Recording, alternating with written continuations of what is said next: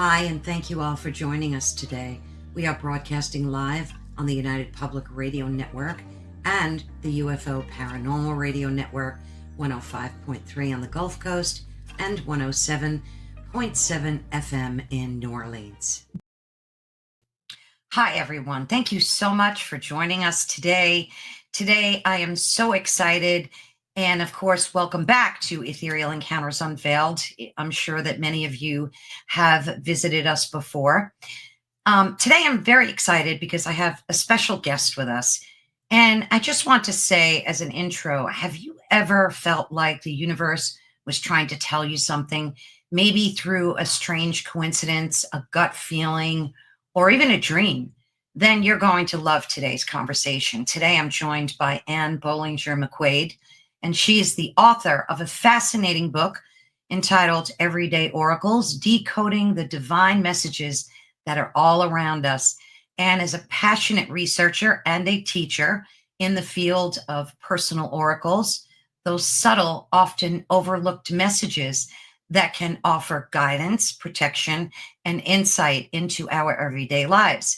In this interview, we're going to explore how to recognize these messages, why they matter, and how anyone, yes, even you and me, can start tuning into the divine whispers that are all around us. So stay tuned, open up your mind, and let's dive into this magical and meaningful conversation with Bolinger-McQuade. And I am going to have her pop right in now, and she will give you a little backstory about her work and her life. And rather than have me read you a long, boring bio, she's going to do a much better job at that than I am. So, Anne, thank you so much. Hi, thank you for having me. I'm really excited. Oh, so am I. I'm so blessed to be able to speak with you today. So, I don't know if you heard that intro. Were you able to hear it? I did hear that, and I heard that you were going to let me tell people about myself, and I would love to do that. And I would love for you to tell me, where would you like for me to start? Do you want to start with my childhood, my Native American ancestry? Yes, I would love for you to do that.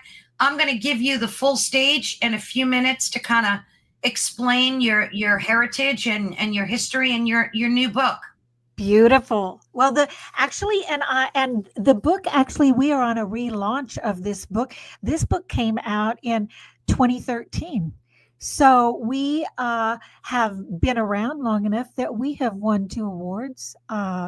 We have a beautiful following, and now we have 2 other books that are coming out soon. I don't have a date yet, but so anyway, Everyday Oracles came out in 2013, and we're honoring it by bringing it back with a big launch now. Brilliant. Wonderful. I just want to interject and say, of course, I read it from cover to cover and I adored it.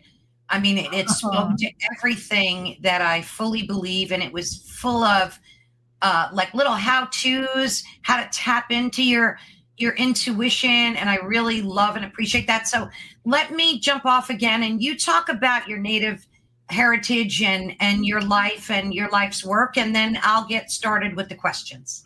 Beautiful. Okay, well, I think it might be interesting for you all to know why I come by this perspective so naturally. I have a Native American ancestry that is on my father's side, and I grew up in a world of metaphors and emerging shapes. And I just always saw in the Native American way of looking at life as everything is interconnected. So I could be doing anything, and my father would say, "Look up, do you see that in the sky?" And so many of us look at clouds, but my dad would point out more that was going on in that cloud. So I've always have felt very safe and secure because I could feel that the universe was responding to my needs, interacting with me. And I'm going to jump right in because I kind of led myself in without meaning to, that I really realized how the universe was so intimately interacting with me through my intuition. One day when I had really strong. The voice in my head, my intuition said, "Get a mammogram, get a mammogram," and I followed it, and I got a mammogram, and what we discovered was breast cancer that was minuscule, so we were able to treat it, and uh, I realized that this was no accident. That not only were the clouds and the trees and the rocks and everything interacting with me, my intuition was connected to a higher source that was saving my life. So then I always knew that I wanted to help people know we're all safer because I knew it, but I didn't know how. And I thought, well, I would just create books that had quotes from other people about being safe, whatever they were. But now I really realized that I was right in the middle of it all. So I'm a documenter, I'm a researcher. I started to research everything. I started to document things. I started to listen to my voice with a whole new depth of understanding. And that's really what seeded this particular book, Everyday Oracles, which now is a whole series, Everyday Extra Dimensions. And so that's kind of the gist of how I ended up coming to where I am. I also want to interject something really fun right now. Okay, so as we get further along, we'll talk about things that speak to us, maybe animals, maybe different things, and how humans who aren't in their body anymore can interact with us through animals and birds. Well, the story in my family, the Native American side, when my uncle passed, he would appear at important times in a cardinal. And if there was a family emergency, if there was a hospital, if there was a gathering, there was a cardinal. That was my Uncle Herb. He actually, by the way, was a minister, Methodist minister. So we call him Pappy Birds. The family called him Pappy Birds. So it was so natural, just normal. So about an hour before right now, where we are right now, I have a dog, Pandora, and I took her outside because I didn't want her to need to go outside while I was talking to you all. And there's a cardinal, and the cardinal swooped in and sat on a tree. So I feel like we have had a real blessing already before we started. I do agree. I love that section of your book, and especially because, my husband, you and I were talking before we began recording a little bit, and we both have in common the loss of our spouses, our dear spouses, and mine passed away about 3.5 years ago. Yours was back, 2014, I think you said? Yes. Yeah, kind of newish for both of us. And I was waiting for a sign because we made a deal that whoever passed first would give the other one a sign. So I was so frustrated because I was waiting for this monumentous sign that never came. And it was like I was chasing something that was elusive. But then I kind of gave up and I said, Carol Ann, you're being silly. It'll happen when it happens. He'll show you when he's ready. And I was walking my dog, Oliver. I have a little poodle. And all of a sudden, my mind was just a blank slate. I wasn't really thinking of anything in particular. And I looked up into a tree. And when I tell you, now I live in a townhome community. And we never get hawks here. There's a million birds. But I never see like big hawks or eagles or anything like that. And I see this tremendous hawk. And it wasn't just any hawk. It was I forget the name of it. I looked it up. I took video of it, pictures, everything. And it was maybe 20 feet away from me, staring directly down with its eyes peering right on me. And we just locked eyes. And I knew that was my sign. And it waited there for like a minute or two while I spoke to it. And I said, Joey, I know this is you coming through this gorgeous hawk. And then it just fluttered off and went about its business. So I love the whole bird narrative. Oh, your mic went out. You might have hit the button. Okay, did I hit the button? I'm so Yeah. sorry. I was adjusting it. Thank you, thank you. I think it's very exciting to see, to understand, like you're having the experiences. My Yeah. uncle, the whole family had them.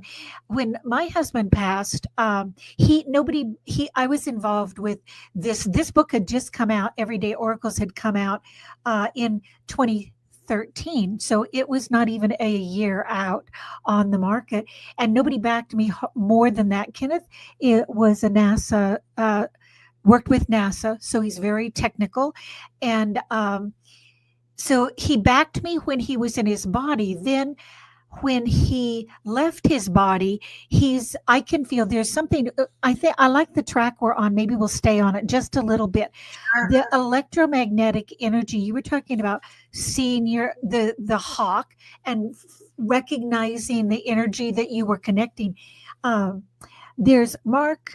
Now I'm Mark Ireland, I think is his last name, has a book out that is about frequencies, the electromagnetic frequency that travels from people who are out of their body to those who are in their body. So I could, when my husband, he had a stroke, tried to stay in his body for 6 months.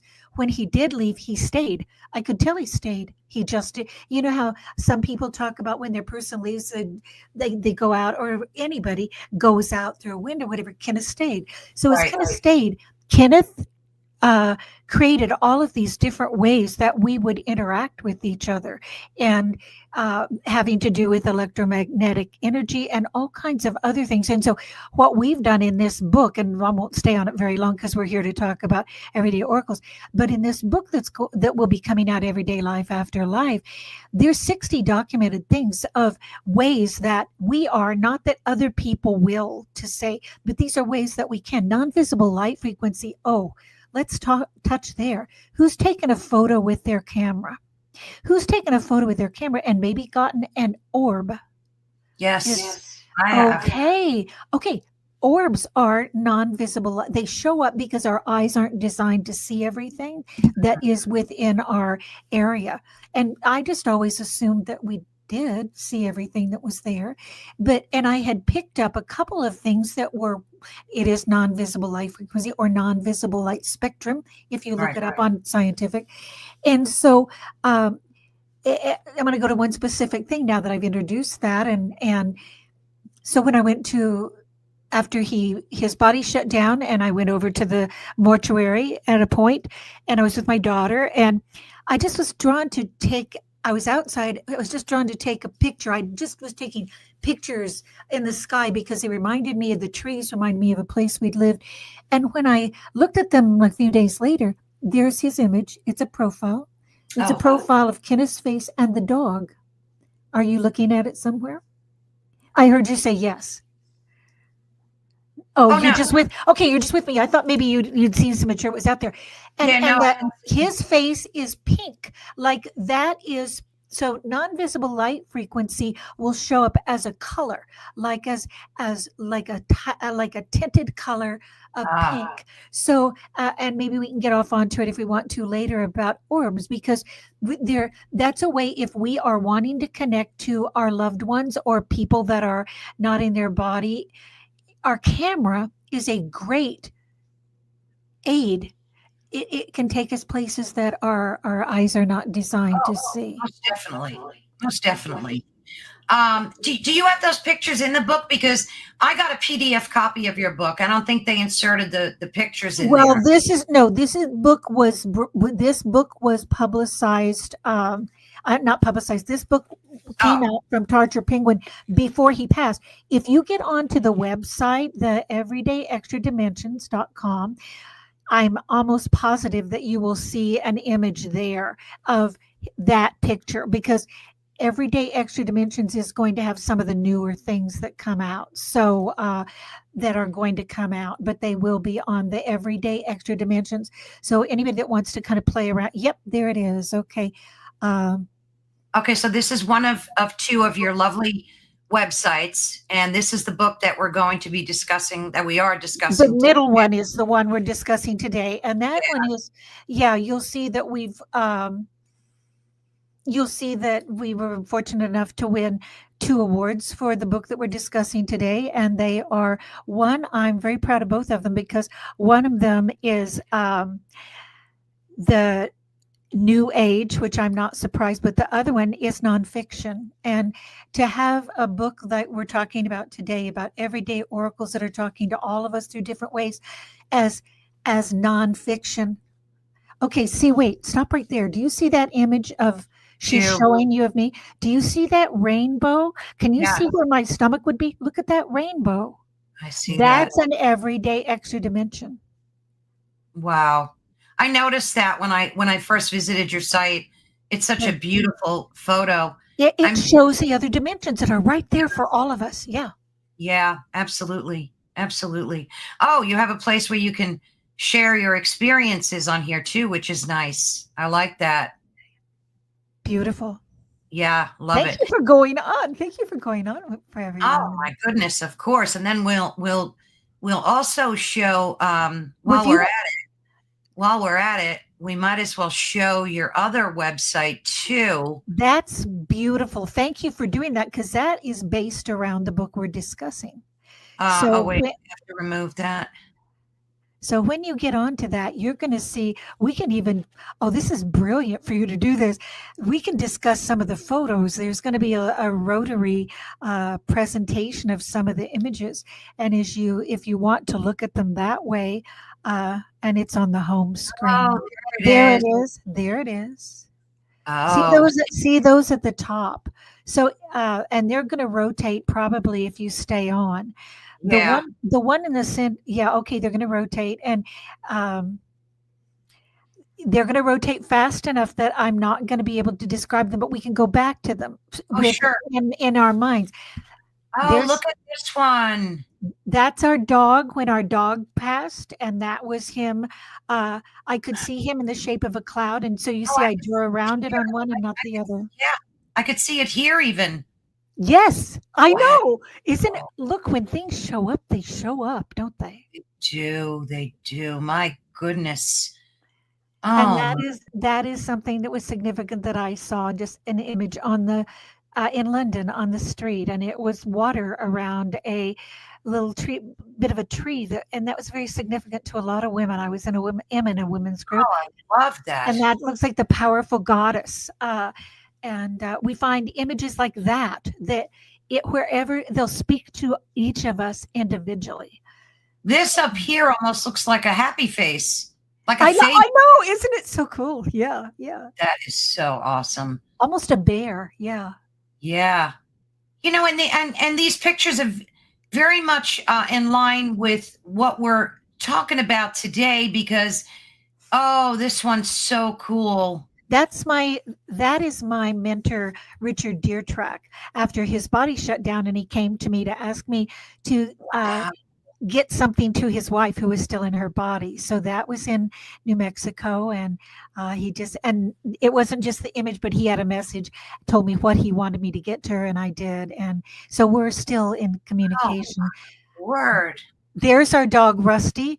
I didn't mean to say, I meant to say Pandora. Pandora, see her in her body? See her in the cloud facing it? Can you see? How many people can see that? It's her muzzle and her little leg kind of stretched out. Yeah. This is all out there for all of us. It is. It's tuning in. This one. That's from something else that we're developing, which is the set of oracle cards. That's Padre Pio. I'd like to spend some time in you see the. Oh, I love Padre Pio. You've probably read about that in the chapter 8 of the book, and I've been talking about that a little bit lately because of having a new pope. Yes. That we just had a new pope. I'm not Catholic, but yeah, they see all these signs that are out there for all of us. Yeah, and I absolutely love that. And so many of us, we get so busy with our lives that we forget to pay attention to these things. It's so true. Yeah, and it's so crucial. to do that. And I love in your book how you define a lot of it for folks that, well, let's start with, just for folks that may not know, what are personal oracles? You define that in your book. You describe what they are. Maybe you could just give us a little synopsis of what they are. Oh, what I'll do, just because it's so concise, I will read to you from the book. When we wrote this book, we decided that we needed to document it all and not just have them be signs and things. We wanted to ground it on how the universe was actually working. So this is how personal oracles operate. It's the formula, and this is a short paragraph. Whether a personal oracle is a mirror, a conduit, a synchronicity, a sign and symbol, or an invisible moving sidewalk, or whether it's spontaneous or requested, it always consists of these three parts: a need, a delivery system, and a message. So when we have a need, the universe is tuned in. So the universe is tuned in, and they recognize the need. They go looking for what's close by, and they find that the person can identify with. So it will come on a certain message delivery system that's available, and then there is the message, and it's reliable every time. And once we put it in took it out of just signs and symbols, it encourages us to go deeper and see what that might mean, and maybe that is a message that will have more meaning for us over time. And excuse me, I forgot to say, I have named them. I coined the term personal oracles. Let's all use it. It was not out there, but oracles are out there. I mean, oracles, the Oracle of Delphi, where people would go ask someone for it. These are personal. These are the universe that's designed to respond to our needs and show us that we're safer than we really realize. Oh, I like that. What do you think? Like, for someone that never has tried this before, or is not really in touch with their own intuitive nature, what do you think the one simple thing someone could do to start noticing their personal oracles? Like, would you think it would be paying attention to your inner voice? Would it be a feeling in your solar plex area? Is it all of the above? Like, what should folks do to start, like, exploring this? I love this. I love this question, and I love the examples you gave. I think even before that, so much of what we do in the world is intention. So I think if you go back, each of us, and we're all so beautifully unique. So we go to our intention. If we are like, you know what, I'm kind of intrigued by that. Maybe I do want to see if I can do it. There's a desire, but set an intention. Okay, I'm going to do it. I don't know how this works with me, but I'm going to set my intention. I will do it. I'm going to see myself doing this. And so and I've been playing with this idea lately. I really love it. It's just came out of thin air. And it's like, imagine yourself, if this appeals to you, imagine yourself at a starting line. Look down at your feet. So you see your feet, and you're going to step forward with your right or left, it doesn't matter. And that step is intention. And you step into intention. You take it out of, this is all in your mind, but just not a thought, just not a wish, an intention that you are acting on an intention.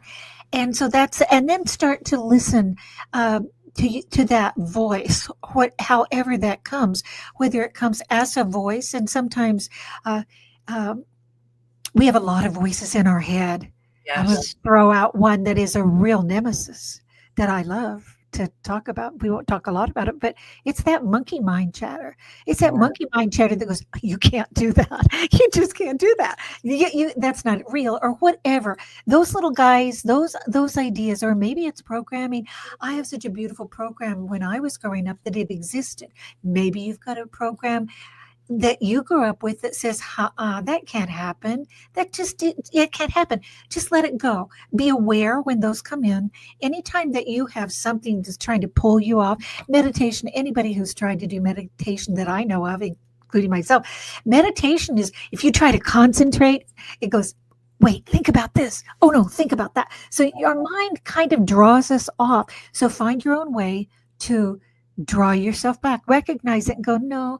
But when you get something that is interesting to you, say, let's go back to that heart that you looked at that was on the cement, and it was very meaningful to me. Stop for a second and go, wait, what does that mean? And to me, and take a photo, maybe draw it down. We carry our phones, a lot of us. It's part of what's distracting all of us so much. Make that phone work for you. Record it or take a photo. So log it some way, and then put the things that are happening to you in a certain place. I like to call it a sticker note shoebox, where you're writing it down, you put it in one place. Gather your own body of evidence so that you're not listening to what I say or someone else says. You look back over 6 months or however long and you go, I forgot about that. Oh my gosh, look how that connects to that. So or a journal. Some people, I think you either love journals or not. But if you're a journalist, person, not a journalist, but a person who does like to journal, I got a clue that somebody else gave to me, I'll pass on. So if you'd like to journal, leave a space. This comes from Marsha Fons. Thank you, Marsha Fons, who's really committed. She's done it as long as I've known her.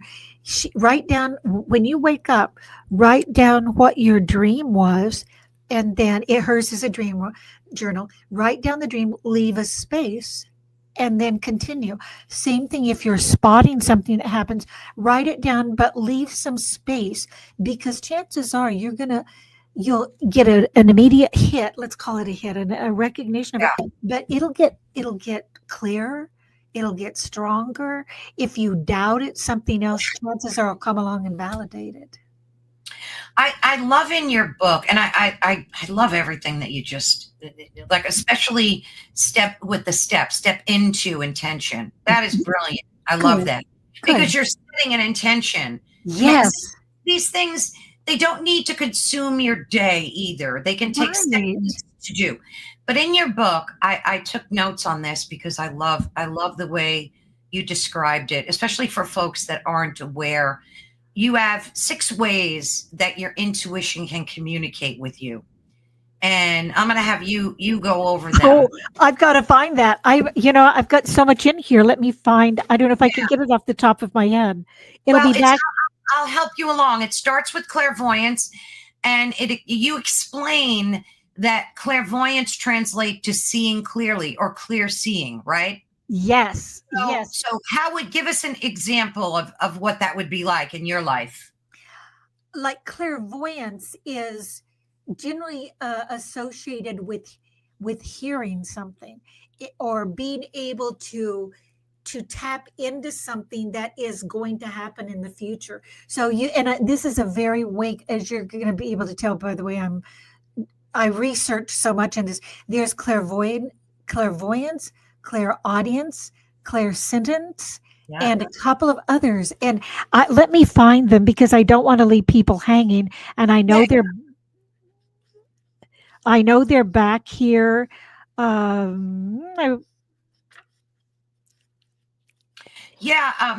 think they're so important for people to know, because I often get clear audience where I can hear messages, not like in the terms of like schizophrenia where you hear voices, right? But it's more of an internal words that they almost vibrate within you. I love that. I had one not long ago that said, pay attention. And it was different than the other, like the monkey brain thinking. You know what I'm saying? I hear you. Yeah. Yeah. So that kind of thing happens to me a lot. So I've tried to pay attention to that little voice. So for folks to be able to understand that there's not just one way that they can have a personal oracle. There's several ways for them. Exactly. Well, and to move off of the hearing or seeing and all, there'll be what people like to call coincidences. Well, those are synchronicities. Right. Coincidences happen because something else is set up and things are in a certain order. If you also think about coincidence and synchronicities, put a little hyphen there. So you got some people they're determined it's a coincidence, and put a hyphen there, but it's a synchronicity because it's set up. A lot of things are set up by the universe. Then it's going to segue a little bit on this into something that I made up that I love, an invisible moving sidewalk, where something will happen and you only recognize them in a rear view mirror because you just keep doing what your life is showing you to do, and you end up in a destination that you had no idea that you were headed toward. Well, when you look back and you see, I met this person introduced me to that person introduced me to this person, I ended up in this group that I never dreamed that I would even be involved with, and I got all these blessings from that. You see an order that is going on like an invisible moving sidewalk that carries us along and shows us that we are protected and that we're just safer than we realize. And then when I always believed we were safer, knew we were safer, but when my husband's name's Kenneth, when Kenneth's body shut down, he edited that because it does. Kenneth being a NASA engineer, he's pretty precise, so that sound kind of oh, we're all safer, but from out of his body now. He put another word in there. We're all ultimately safer. We'll leave in our body. At some point, we'll all leave our body. We like to call them our birthday suits. We're leaving our birthday suit, and we're safer than we realize because we're not ending anything. We're just out of our birthday suit. So I think that we start to notice synchronicities. We start to watch things that are going on and log them down so that we can look back at our own life and we are creating, like I said earlier, our own body of evidence. Absolutely. And I think the part in your book, and you did speak about it briefly, that monkey mind, that chatter that we hear, it's so important to learn how to tame that, because a lot of it is I think, I forget the statistics, but I think I read the things we worry about and fret about, like 95% of them never come true. So, we worry and we worry and we worry about things that will never happen statistically. Right. Oh, it's so true. And I just think that is just the design of everything that pulls us off. And I think that, you talked about how to get out of all of that. And I think, we talked about meditation, how meditation can be tricky to do because it's so loaded with monkey mind chatter. Here's a way that I think I think you are on the East Coast. I'm in Arizona. I'm in Arizona. So there's a lot of land. I can go out if I need to center myself or get my mind quiet. I can walk out and I can go into nature. And I think we all can wherever we're, even if we're in a city, but we find a park, whatever. If we get out into nature, and if you're lucky enough to be able to go to a place where you can actually take your shoes off, walk, put one foot in front of the other, or stand and go stand by a tree, go lean, whatever your spirit is telling you to do, lean on a tree, hug a tree. Remember when that was so popular? Go lean on a tree, look at the sky, and just breathe. I think that studies tell us that breathing is key to everything. If we can, it's like survival. But I mean, breathe deeply, and it'll change the rhythm of that frantic pace that we're at. Absolutely, yes. And I think that's so important. And I think the great thing about meditation too is you don't have to do it for 20 minutes. Like I do these like 2-3 minute meditations that can absolutely recenter me. back. And I don't have to worry about the monkey mind because I'm just breathing and focusing on my mantra. And I find them to be more beneficial than a 20-minute meditation. So, Oh, I love that. Now, and I know that I know you're interviewing me, but do you have a quick mantra that you do that's real easy that I don't use one? Do you have one you could share? well, this is the thing, real quick. When I was about 16, transcendental meditation became a thing. I Right. was growing up in New York City, and I decided to, because I had suffered from anxiety, very bad anxiety, and I was having attacks, these periodic attacks, and I just didn't. I figured, let me try meditation. Well, when I went to a few sessions, he gave me a mantra. And he said to me, never share this. This is your mantra and your Oh, mantra alone. But I did give it to my children, especially when they were younger. If they had a tummy ache or something, I would have beautiful. them do this mantra. But the good thing is, Anne, you can take the word om, and just use that as your mantra. Just Beautiful. just Yes. because it doesn't have to, it just has to be a centering word. And is a very, if you read about the origins of it, the way the sound vibrates out of our mouth. So I recommend om to a lot of folks that want to do it. And you just, in through the nose, breathing, out through the mouth, 3 strong ones I do. And then I just sit here and I repeat my mantra 2-3 minutes, and I am regrounded. It's quite amazing. So I Oh, highly recommend thank that. you. I Oh, love that. And I would imagine, not having done that, but something similar, as you're breathing in so deeply and out, I would imagine that resonates through your whole body, it that you're does. aware of it in your arms and everything else. It does. And everybody's got tricks and things that they use, for anxiety. But for me, that has always been a saving grace.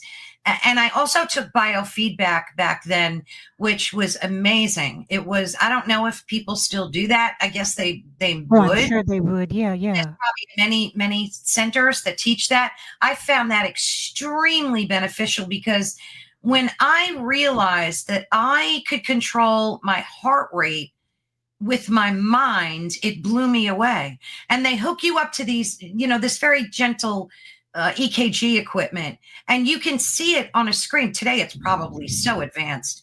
But Yeah. when I Yeah. went back in the day, just knowing that my mind could lower my heart rate was a game changer. Yes. It was a game changer. It really is recentering ourselves and having those tools to do it. That's beautiful. And I was reading recently about gratitude and studying a little bit about something else that I was working on. And I understand from someone I was sharing it with that this is information that's all over there, but it was new to me that our frequency level resonates. Most humans resonate at about 100.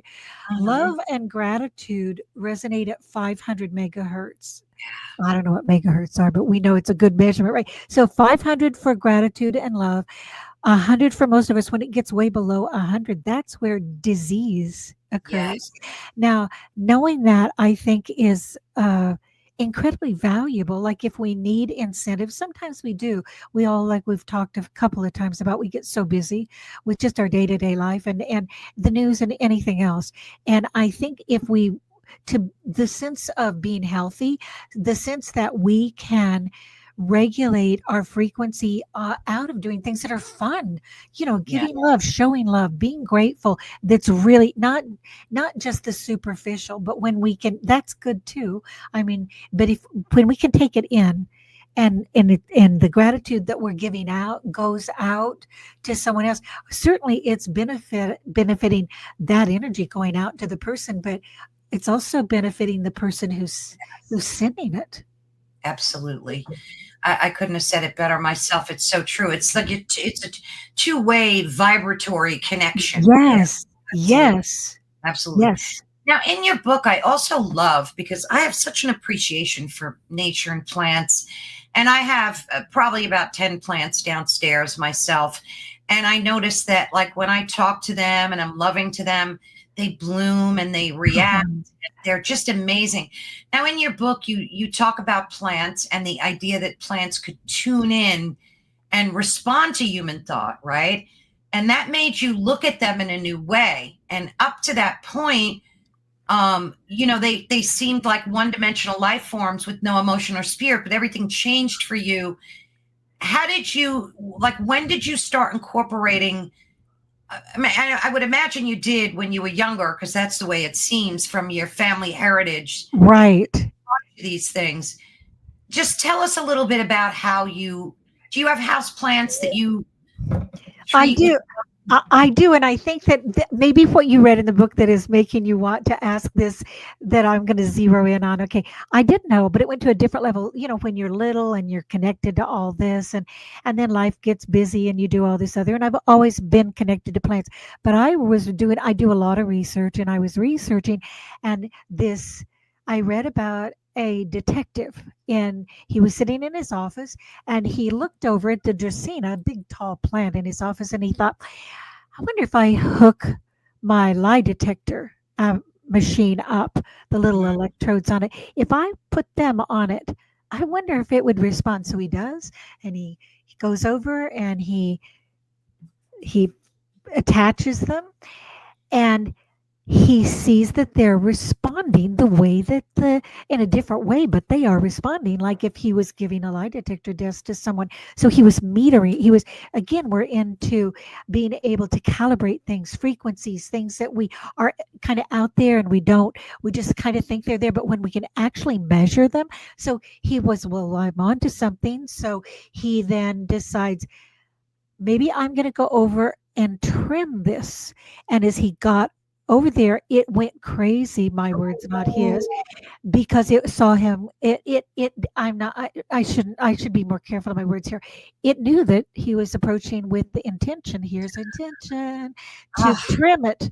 So he trimmed it, and there's another step. I kind of merge these together.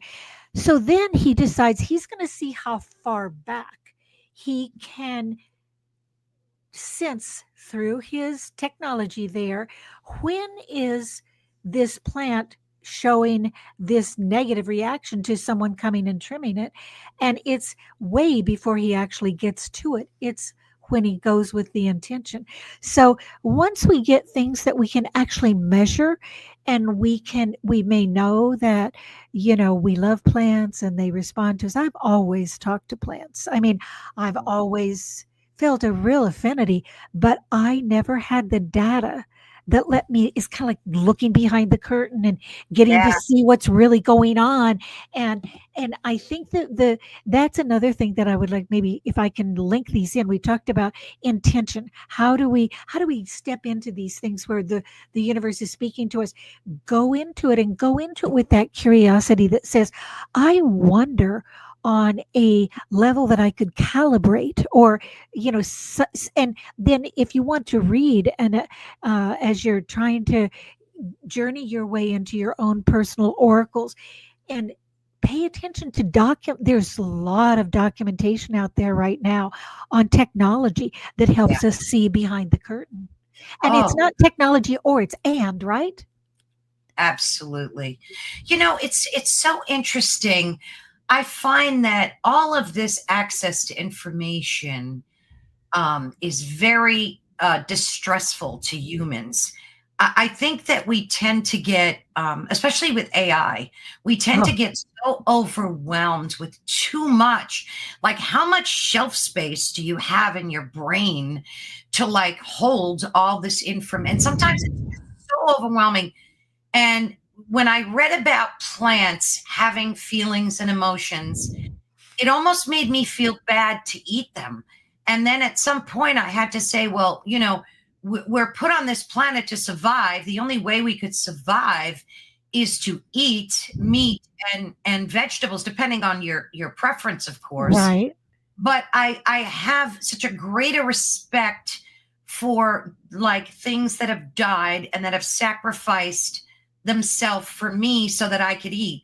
And Khalil Gibran, who's a great Lebanese poet, he always had a prayer before he ate, and he always thanked for the sacrifice that this animal made, or this vegetable, plant, whatever it was. And I love that so much. And I sometimes slip up and forget to do that, but I think it's so important, because just showing the gratitude to whatever this deceased thing gave its life so that you could survive. It was a game changer. Oh, thank you for sharing that. That's so powerful to me, because that also takes me, the way you describe that, it takes me into this beautiful cycle of life and the Yes. naturalness of it, and the gratitude, that we just talked about, all of that, so many cultures. And I never know how to you pronounce Cahill Gibran, Cahill Gibran. There's the correct a jillion ways to pronounce it. My husband's English, so jillion ways to, but that man is so profound. So he's got his culture. You've got the Native Americans get into this prayer is a, smoke, the whole thing about, in the Native American culture, smoke is a link between the dimensions. Oh, So yes. yes, so you've got all of these things that are linking. So as you describe that, I got this beautiful uh, beautiful linking of your acknowledgement of it all and your appreciation of it all, instead of, I think we so segment everything. It's either, this is a thing that I think about, I don't know if anybody else does, but it's either this or that. Oh, It's yes. rarely this or that. It's this and that and that and that and that and that and that and that. But I think that it's right or it's wrong. It's their preferred things depending on where you are. I just think that that's, not to get off on this, but it's what's really dividing us right now. We're Absolutely. all in this beautiful, horrible, amazing, interactive universe, that if we focus on the part that is feeding, I'm going into an area automatically that I love. If we feed it, it grows. If you Mhm. feed fear, it grows. If you feed gratitude, it grows. If you feed compassion, it grows. If whatever we're, and we get caught up of feeding whatever we're in at the moment, or pulled in. And I just think I love, it's kind of along the same line of intention. I like to be intentional about what I'm feeding. What energy am I feeding? And that, I think also, if we can break out of that, it's either or, it's yes or no, it's this or that, then it helps us. We get to live in that place that is not without opinion and not without our own framework that we live in, but it helps us really respect and value someone else's. Because if we say, oh, wait, maybe theirs is just as valid as mine. I just don't happen to think that way. Anyway, that's feeding. That's my little my little moment on What feed you it and it said was grows. brilliantly stated. Thank And you. it's very poignant, because we are living through these times today. I love that you said it's not this or that, because I think life consists of more gray areas. And, another thing we need to stop doing is judging each other. Yeah. Just because you disagree with me, or I disagree with you, there should be no judgment. We should just respect that and come, and I'm hoping that we could get to that place. And I think if people paid more attention to their spiritual side, and developing their spiritual nature, and it doesn't have to be religious. If you're religious, that's great, that's perfect. But I think that spiritualism is delving into your own true essence. You know what I'm saying? And I think a lot of Yes. step outside of that, and they don't. And that's why I loved reading your book too, because it kind of pulls you, it like forces you to see these things that are in front of us every day. Oh, I love that. Oh, I love the way I love that because like it's like just open up. There it is. All it is a matter of tuning in or Yes. noticing it and then tuning back in. And I'm glad that you felt that pull of the book. One thing about the book that it's representative, hopefully, of every perspective because there's not one perspective. I would like to think it's written, not just it. If we can come from love, if we can come from respect, if we can come from gratitude, if we can kind of come from those things, all the other things that are going on around us take on a whole different framework. Yeah. Yeah. And I would love to backtrack one moment and give credit to someone that when I said it's not it's not this or that, it's and this. Years ago I was working in the cloud. I'm really drawn to clouds, and so I was showing a granddaughter. She was 3, and we're looking at clouds and we're seeing now children. Come on, children are so connected. Oh, They're yeah. just already there, So I'm like, we're seeing images and we're saying, oh, this and this, and drawing around. And she said, oh, it's this and that and that. And I went literally out of the mouths of babes. It's this and that. Why have we become so entrenched? And I'm not talking even about the world as we know it now. I mean, just that I think I also would love to join you on what you talked about judgment. I like the word discernment. Yes. There's one thing, it's one thing, to say you have discernment is one thing. That says you have your own opinion based on certain things, but you're not judging, I wonder who ever wants to be judged. Oh, it's awful. I mean, why? So anyway, I loved your honing in on the judgment there, and just to maybe twist it a little bit and go discernment. Maybe if in our mind we can just go, oh wait, maybe I'll look at discernment rather than judgment. Exactly. Now, you spoke about this earlier, and you mentioned it in detail in your book. And you talk about when learning to identify these personal oracles, that you divided them into 5 main categories, which are conduits, mirrors, synchronicity, signs and symbols, and you mentioned the invisible moving sidewalks. Could we talk about each one of those things? I think they're really important for people to be able to hone in to that. Well, what are conduits to could you break that down? I will. I would love how it's fresh in my mind. I want to use what you just did a few minutes ago, where you pulled that screen up and we were watching things go by. Yes. And the mirror is one that's kind of interesting to me to imagine what a mirror would be. But if anybody that really paid attention to it, and there's one of them, there's an image of a turtle up high on a boulder.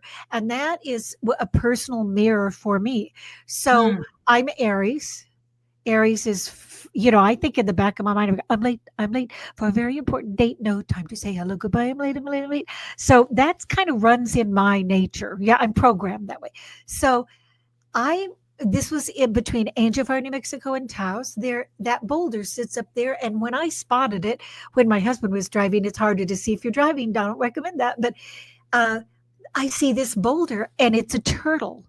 The tortoise and the hare. Who doesn't remember that story about the tortoise and the hare? And so, the tortoise wins the race. So every time I would look at that's a mirror to me. So that boulder then for me works as a mirror to just slow down and remember that that's the pace. So those can be mirrors, things like that. That's one way that something can be a mirror for somebody. A conduit, I would like to go back to, since you asked me specifically about the conduit, I would like to look at your hawk that you were talking about, and my uncle's I can't find the name now, red bird. Oh, the cardinal. The cardinal. Okay. So I'd like to go back to those birds. Those are personal oracles. That was a personal oracle message. Those personal oracles, they showed up in a form of birds they were conduits from Ah, something that wasn't in a physical form. So there would be an easy way to look at things as a conduit. let me ask you a question. Do you think that the spirit of that person taps into that bird and sends it to you? Like, how does the connection? I could never quite figure that out. How that force joins together to bring you this oracle message. Well, I got two things, and I want to bring up Albert Einstein in a minute, so don't let me forget that. But I want Okay. to answer what you said because it relates to what we're saying. But uh, I do know, I don't know the mechanics of that. But what I do know is that when my husband body shut down. I have a friend who's a well-known medium. Her name is Tina Powers, and he had not met her. She's a colleague of mine, but he had not met her. She called me, and she had messages from him, and he said, "I'm going to give you one of the messages, which is the answer to your question." But in the things that he said, "I'm going to channel a book through you." The other thing he said, "I will signal you through hawks." Oh, So I got a direct so I know very clearly that he said that. I know very clearly that my uncle who has Uncle Herbert Bollinger, Ralph Herbert Bollinger, the minister, has a good enough sense of humor that he would, I think, choose a cardinal to show up in. So I think there's this, and here's where Albert Einstein is going to come wafting in with one of my favorite quotes of his is, "You either live as if nothing is a miracle or as if everything is a miracle." wow. And I love that because look, yeah, we think we kind of, I think I'm just like everybody else. It's like, it's either, here we go, either this or that. It's either scientific or it's, a miracle and it falls into this other space. Here we've got a scientist who's saying, you either live one way or the other. Well, I choose to live that everything is a miracle. Yeah, I love that. That Albert Einstein. I, I know. I've been hooked on his quantum mechanics with the spooky action at a distance thing. I think that's with the light when they do that test with the light, and it's just mind blowing that we were gifted with such brilliance. Oh, what a blessing. Yeah. Oh, and the whole quantum field that you brought Oh, in, that whole idea of the first time I ever saw a hologram in a museum, and I saw something and I moved and it wasn't there, and I slightly moved and it wasn't there. I was so fascinated. And this is coming out of thin air, but I want to just not even talk about it a lot, but there's one of the most important books I ever read was the holographic, and still referred to all the time, Holographic Universe by Michael Talbot. This whole idea, when we're taking a little, I think now I want to go ahead and move with you a little bit into the idea of quantum. We're all so surrounded and everything is interacting and protecting us. When we start to, and quantum is so, what was another quote I love? It's not even hard to understand. It's not even hard to understand. I can't do the twist on it, but it's impossible to understand because the quantum universe doesn't fit into our vocabulary or our mind frames that we can. But knowing that there is this giant bucket out there that everything is swirling, this is really crazy, but it's all out there. And oh, depending on, what prism are you looking through? exactly. It's magnificent, Carol Ann.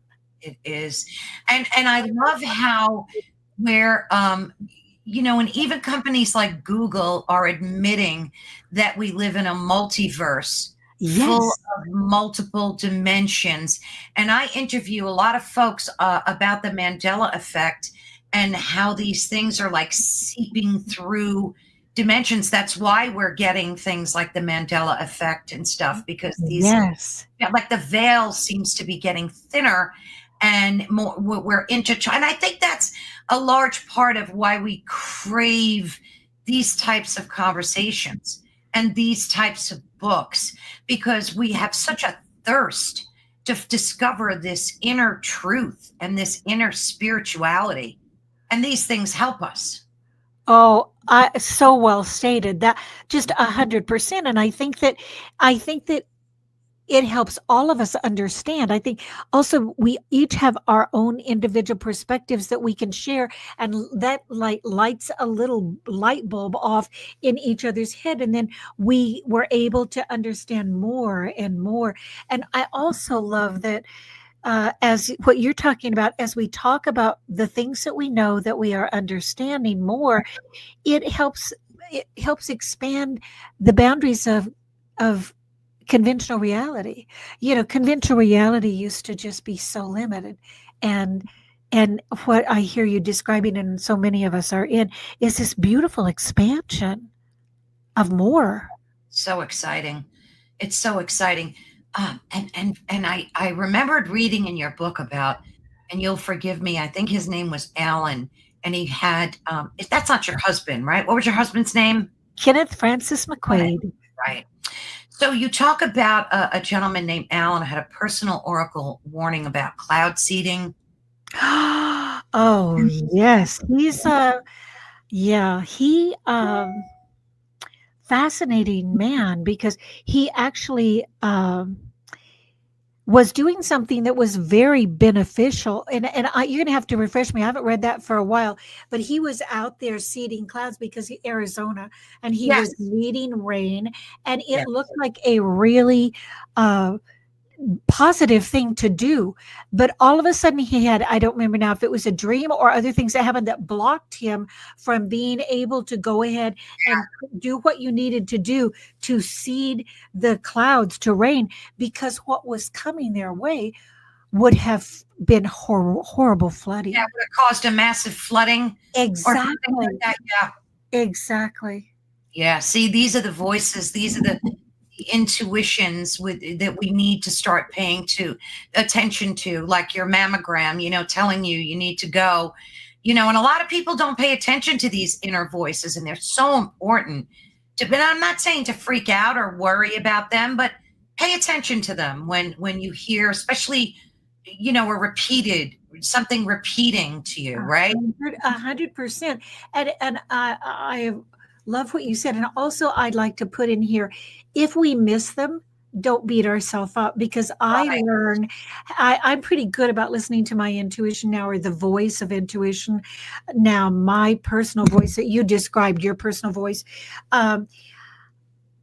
I don't, that's how you learn. You can look, I'll speak personally. I can go, you know what? I knew better. Something told me not to do that, but I did it anyway. I think that we learn all along the way. And I think that if we do ignore our intuition, hopefully it's not something that would affected your well-being like it was for me. But I think we just get all these intuitional hits all the time. Here's a fun one that we can even play with and practice, is when we're driving. If you're a driver and you're driving in traffic, we all get that we don't even give it a thought. You just know somebody wants to pull in, and you back up and you let them pull in. Oh, absolutely. That's the beautiful intuition, or telepathy. I think that we are so connected with each other without even knowing it, and we're getting that hit from them.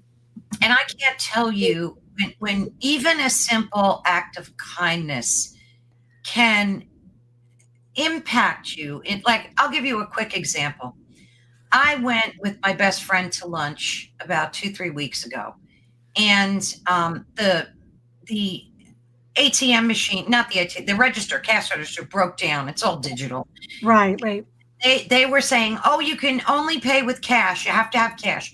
Now, I didn't make a trip to the ATM, so I had only my debit cards and stuff with me. Right. And the gentleman that was serving me, he had to be about 20 tops. And my girlfriend and I are standing there. And I said to her, Jill, do you have cash on you? Because it was my turn to pay for lunch. That's what we do. Right. And she said, no, I didn't stop either. So I looked at the guy, and he looks up at me and he goes, you know what? I'm going to treat you to lunch today. And I said, excuse me? I was flawed. He said, I want to buy you lunch today. And I said, he's like, it's on me. It's on. I said, oh no, does this come out of your pocket? Or do you get like a discount, maybe 50% off or something? I could see him wanting it. He said, no, I just want to pay for your, and I stopped him dead. I said, oh no, God bless you for offering. But I'm not going to let that happen. So weirdly enough, the machine kicked on right at that moment, started working again. I was able to pay with my ATM card, and I had $5 in my wallet, and I took it out and I tipped him and I said, God bless you. Now I have to pay it forward to somebody, so I'm paying it forward to you. But it's the reason I'm telling you that is because those are the moments that where we need to listen to, like, these voices telling us, you know, does that make sense? Like 100%. And you're, you know what, even in addition to what you just said, you tuned in. I think, you know, it all starts with tuning in. And when you tune in, you are so present. It's what it sounds like to me.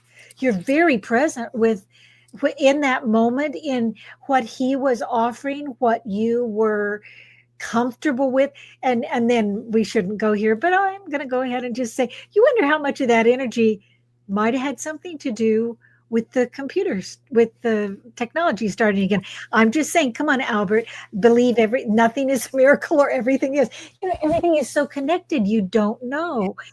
I love that. I love that. I mean, the cash register just started working. It's up again. It's up again. And I was like, so it's all connected. And that's another thing that I loved pulling from your book was connectivity of all these things, you know, and just listening, paying attention, that kind of thing. Yeah. And again, the base underline all of that for me anyway, is we're safer than we realize. You know, when we see everything as separate and all, but when we see the interconnections, whether it's what you were just talking, oops, sorry, got all excited there. When you see things as interconnected, like we just talked about with the man and the sharing, and it was like you exchange this beautiful energy with each other, and then the technology started again. I just think that if we stop and feed ourselves with that, it just makes us feel more secure as we move around in the world. Absolutely. What was a very poignant moment for you? I mean, you've had so many, but if you could pick one where, you know, that like ranks number 1 from 10, what moment in your life where you truly listened to your intuition stands out to you the most, like would be the most poignant? Well, and I'm going to go ahead and share this, because it also came up on that little viewing of all of the images that were there. And it was one of the most spectacular things that I've experienced, and puzzling, because and if you go back in your mind, and you probably don't this much, or if you go to that website, Oracles in the Sky, there's an image in the clouds, and it's Padre Pio. And it occurred when my husband and I were with a group of people, and we were traveling, and we happened to be in Rome. And I'm not Catholic. I'd never been in a Catholic church, but I'm spirit. I'm about spirit. I honor all the different modes of spirit, and I recognize true deep spirit. So I knew just a little bit about Pope John Paul. And so there we were, and there was going to be a big ceremony. And this was in just before 2000. So they were restoring everything in Italy. They had all these scaffolds up everywhere. But we went, and there's also war going on then. And so you walked into St. Peter's Square with thousands of other people, and they were checking to see, you know, whatever, be sure you were safe to have in there. So we get in there, and the Pope's going around in his Pope mobile, and it was beautiful. Everybody that was there for a positive reason. And so there was all this. So, I'm just there because I respect Pope John Paul. And so my husband and I sit and we start. The Pope is talking in Italian. I don't speak Italian, but so I'm looking and I see this cloud image up here. It was to my right, not that it matters. Stage is up here. It's up here. I'm fascinated.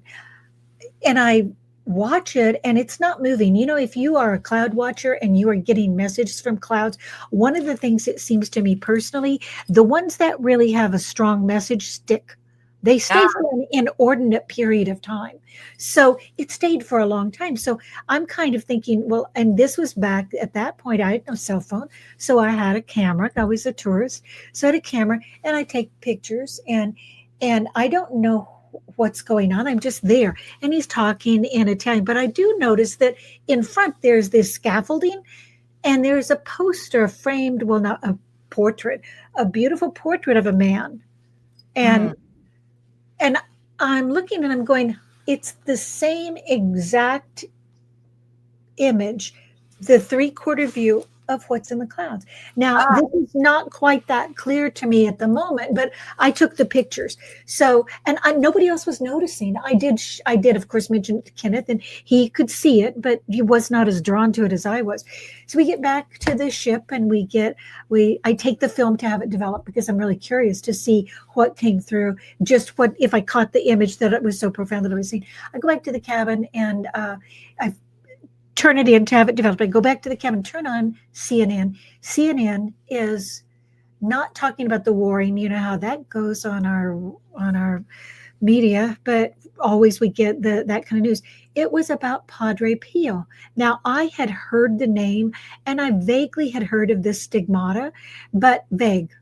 They're telling the whole big scenario. And then they're saying that the ceremony that we had been attending was the beatification of Padre Pio, which is the step right before they become so yeah.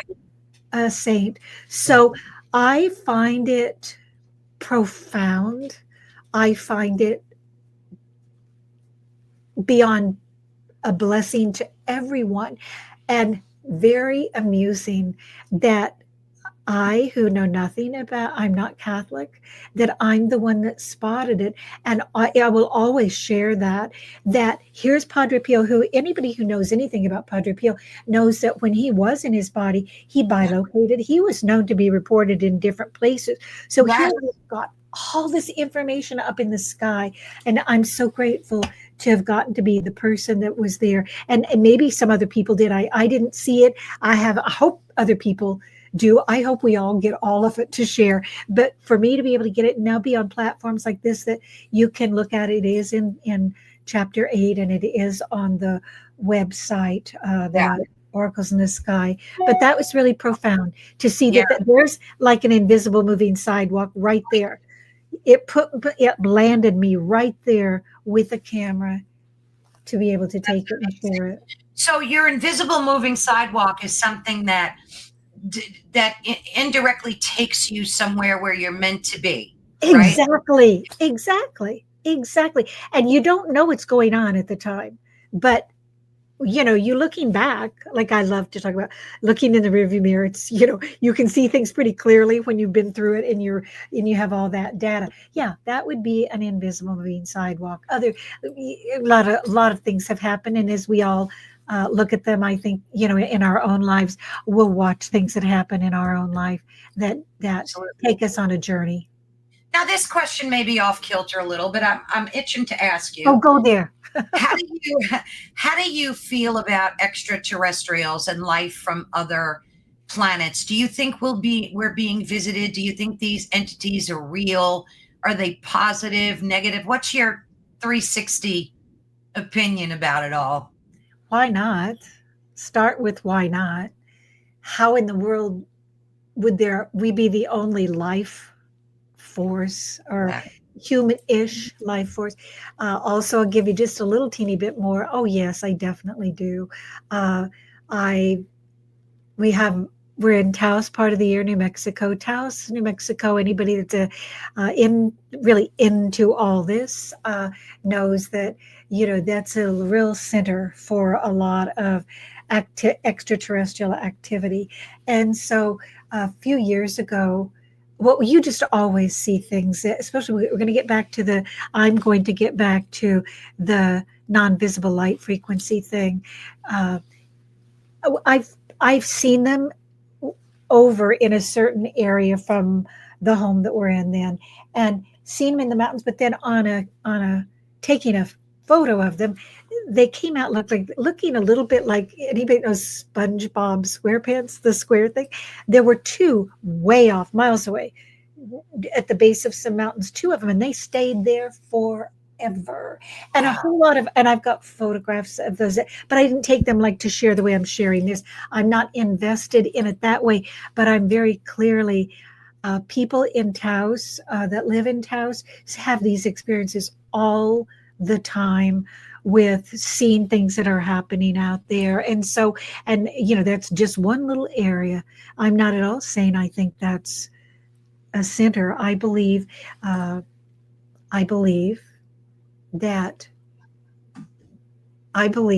they're probably very much among us all the time. Yeah, I just think that it's a natural part of the world that maybe now we're seeing. And then I'll say one more thing that's a personal experience, and I don't know if it's still there. The website that we've looked at that has the oracles in the sky, there's a section in there that is shared images, and I developed it over years, and I put a lot of my images in there, and then people could visit and draw around them. Now we have technology like that, so I'm not sure the technology still works. I know that some of the pictures are there, but in there I shared a picture without realizing what it was. So I share this image for people to draw around that looks pretty much like, to me, a bunny.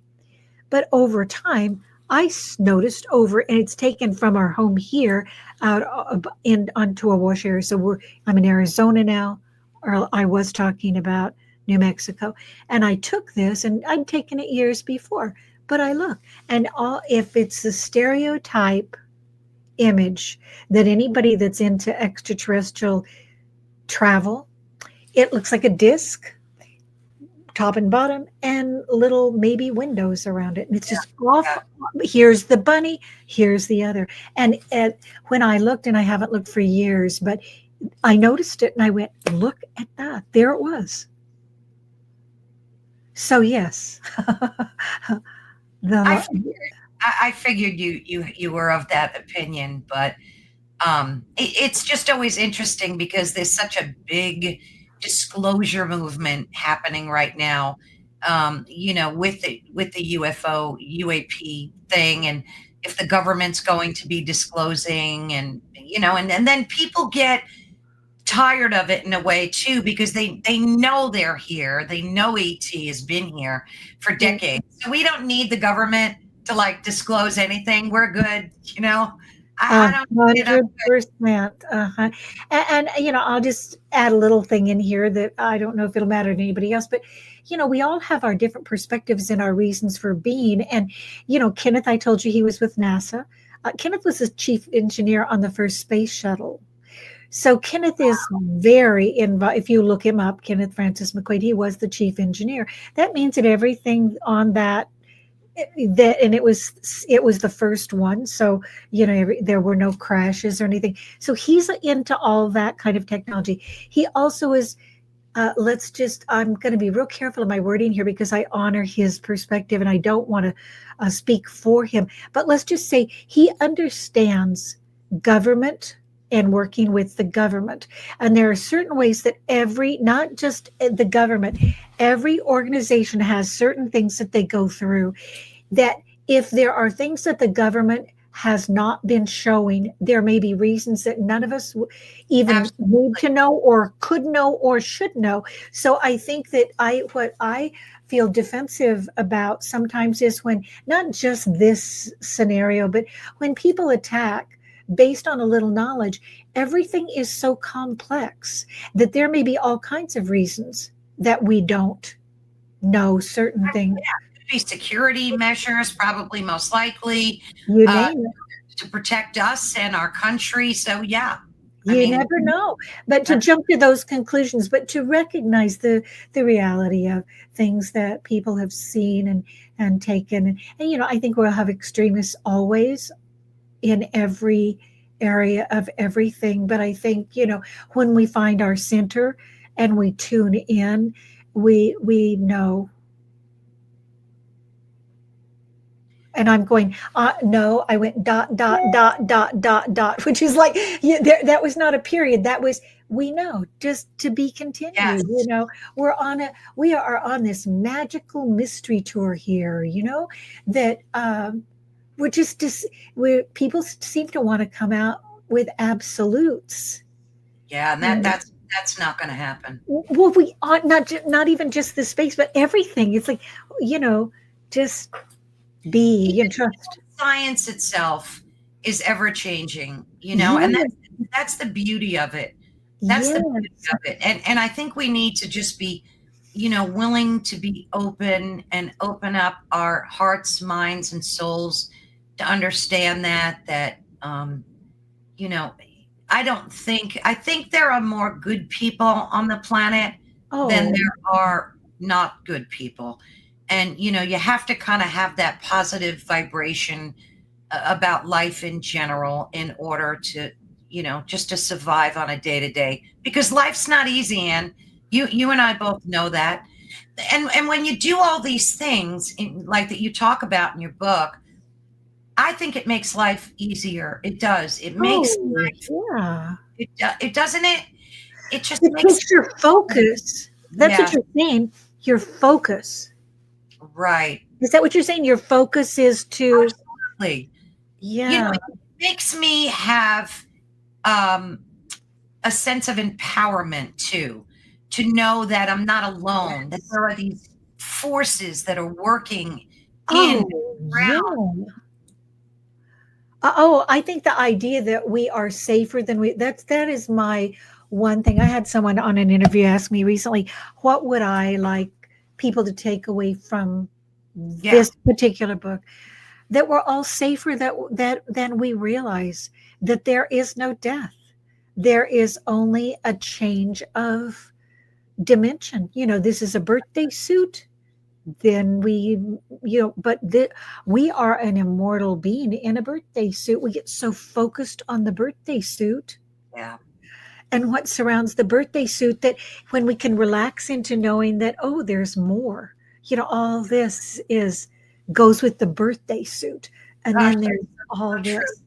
So beautifully said too. And it's hard when we lose the ones we love and they pass from this earth. It's and it's very selfish of us to grieve as deeply as we do. But, I heard someone talking about grief.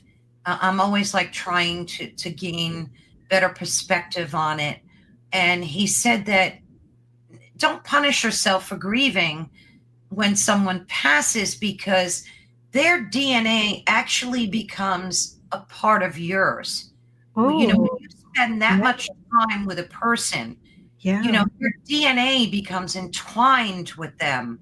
So when they're gone, your body is still, it knows the lack. It knows something is biologically missing. So, you have to give yourself a break.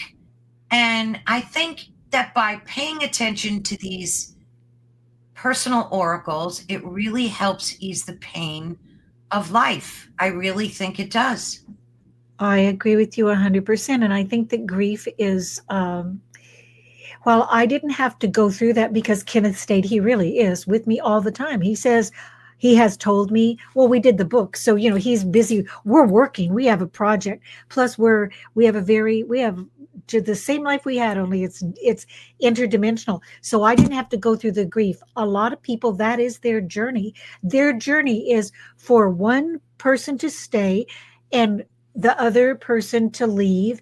And grief to me, I believe it's a tough experience to go through, but it's necessary and it's healing, and to come through is incredibly empowering and healthy. And there are so many grief related organizations. I mentioned Tina Powers. I want to bring this in for a second.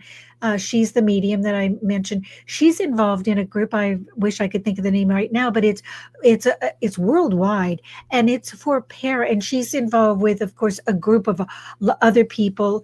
I want to say Mark Ireland may be one of them, and they have a group that is for parents of children who've passed. About that. Do you know about that? Yes. It's incredible. And they happened to see that last week. exactly. So you've got all these different organizations where, my understanding of this organization is that when they do contact, because again, they're gone from sight, but their chances are not gone out of reach if they want to reach back. How do Yeah. you connect with Kenneth? Like you said, he never left you. Like what's your major connection source to him?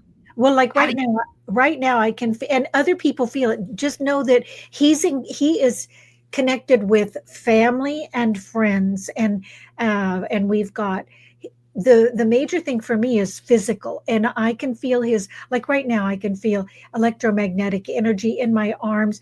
We have don't want to get off on that book again, but in that book, all these ways that he has, for us, not necessarily for other people, but we have our own code system, certain things, feeling it in it, like my hands is with you always, under the sole of my feet is every step of the way. I'll see with my eyes closed images, little spot on dots. That's an English term, but I'll see a little one. So we've got our own personal. Everybody can get their own. I'm saying we have them in the book. People can look and go to their person. Do we want to try this, or do we want to try other things? We have that. We also, Kenneth, the non-visible light frequency. He shows himself in different places through non-visible light frequencies that people can pick up. He also moves things around for our nephew.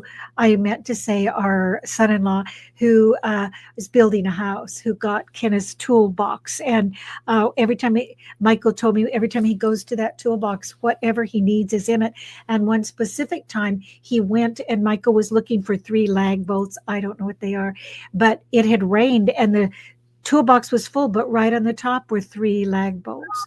So Kenneth is working with all kinds of different people. He is a dear friend of mine, was going through some things with her family, and Kenneth was around her husband and her at dinner because they could smell this scent. Some people have scents that, and it is very much like a tobacco. That's in that book, in the book, The Everyday Oracles. Cindy and Wally Judd are the ones that identified it for me. And her father, she was smelling Cindy. It's a lengthy piece of this book in that one section, but her father, she had a divorce, and she was noticing this smell.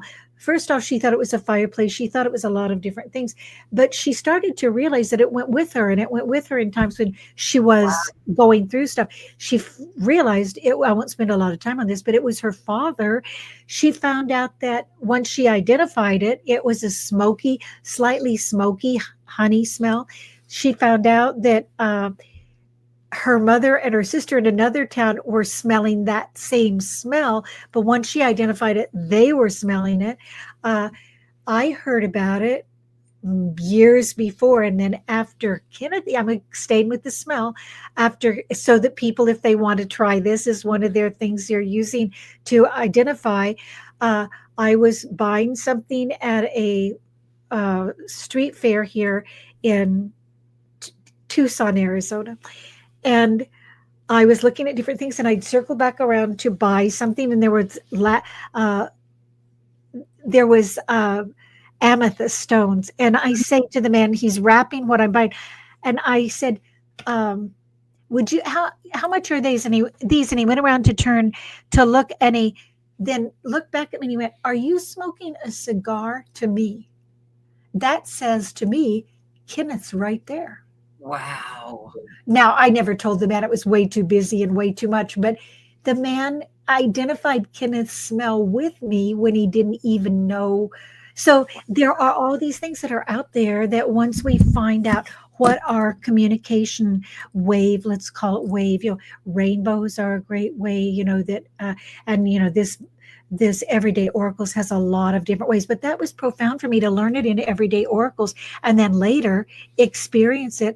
I don't know if I would have connected the dots if Yeah, he hadn't shared that with me. So maybe right now we might be connecting some dots for some absolutely. people.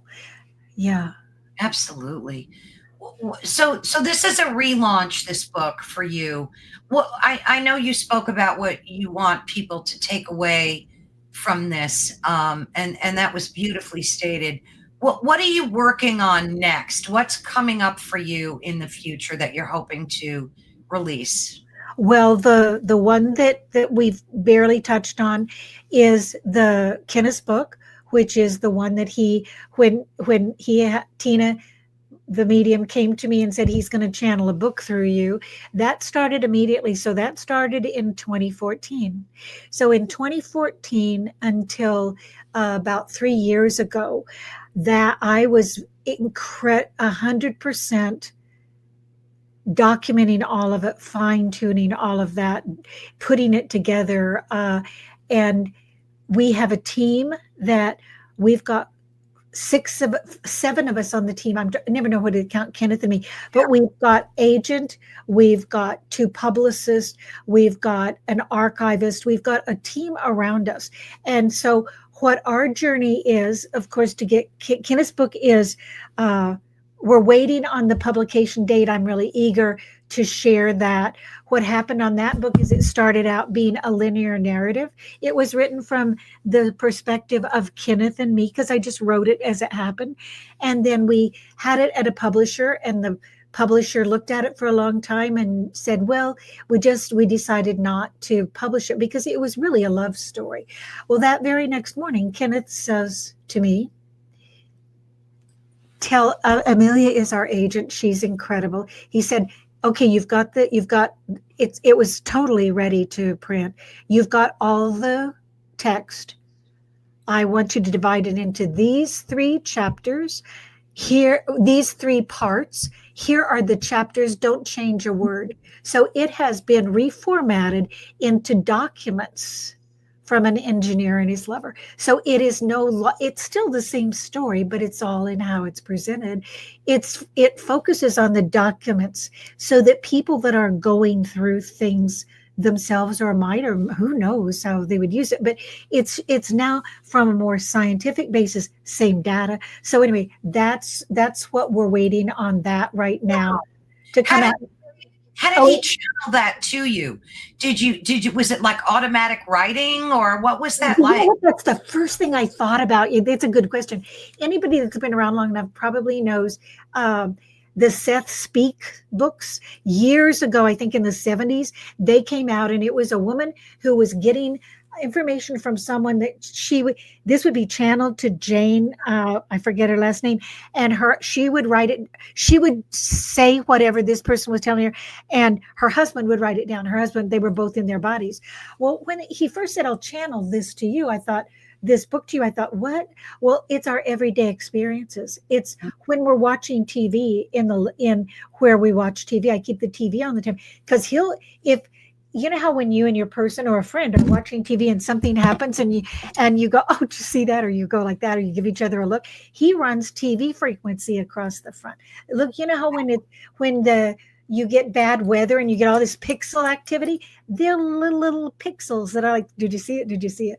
So all kinds of things like that I learned based on the system we have for watching for our television service. I can back it up and film it. So, but took me a lot of years to be able to catch it and film it. So we have things like that. So it was every day. Okay, our series is, I'm sorry, I keep hitting I'm so excited to talk to you. It's everyday extra dimensions. All of our series is everyday extra dimensions. It's not paranormal. It's every day. And it's everyday energy that's around all of us. And so we are shining a light out there on that. And then the other book that we have are really eager to share. I think most of you, if you're watching this, you know what oracle cards are, and they work in real magic. You know, whatever the system is that the person has put them together, or spirit and the person and spirit or whatever, they work. They give you information that you need. It's part of the whole personal, everyday personal workers. But these are cards. We have clouds, and so we have a book and 56 cards that will come out hopefully soon. Wow. And I'll have all that out there for all of you. And we're just, now we've got another book I'm not really going to mention yet, but there's one that I'm not quite ready to. And Kenneth will be involved in all of it. Kenneth and our thing is to stay together through the time I'm in this body, and then we'll do whatever we do together. That is so beautiful. It's Well, so it's so fun. inspiring. Well, Yeah. it's so fun when we don't limit ourselves, you guys. When we grab that power, when we take what's being offered us and we prove to ourselves what's going on, you'll just empower yourself, you and spirit, all of us, and with spirit. You're so blessed to be able to have a life, through your ancestry, and you were so blessed, Anne. And then now to be connected to your husband still, I'm sure you have so much gratitude, and you're sharing that with the rest of us, and that's a blessing in and of itself. Well, thank you. And that's a gift to me to be able to do it. You know how we talk about having a purpose? You have this beautiful purpose in your life to be the spokesperson, or to have this information out there over all the different areas to different people. I think when we find a purpose, we're very blessed. And so I do. And I count my blessings every day. And I'm so thrilled that we're so many of us. It's like our soul groups are coming back together. Yeah, we're pulled towards people.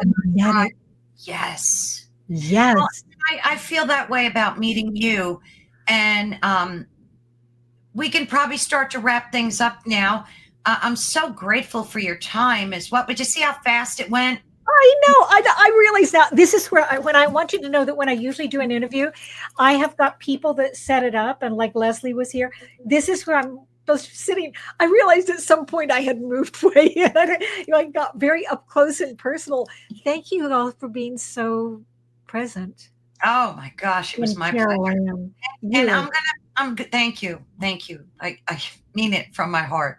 I'm so blessed to connect to you, even from thousands of miles away. Yeah. I was in Vegas about 2 years ago, and I absolutely love that area. It's just Arizona for like 10 minutes, but it was all it lasted. But yeah, it's a beautiful place you live in. And I'm going to pull you off screen, but don't leave, because I will set up another call with you, because that's how much I enjoyed speaking with you. And I think we have so much more to share. So I agree. And I thank everyone for being who they are and where they are, and good luck to us all. And you've got Anne's website, one of them. I'm going to put a link to the other one as well that I showed you, that I gave you. Good. I will put that in the description of on YouTube and Rumble and anywhere on social media.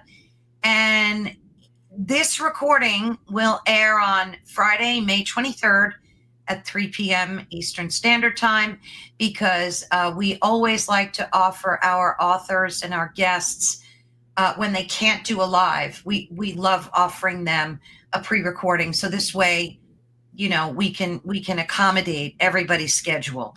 So make sure you write that down in your notes, and I will be there watching the video.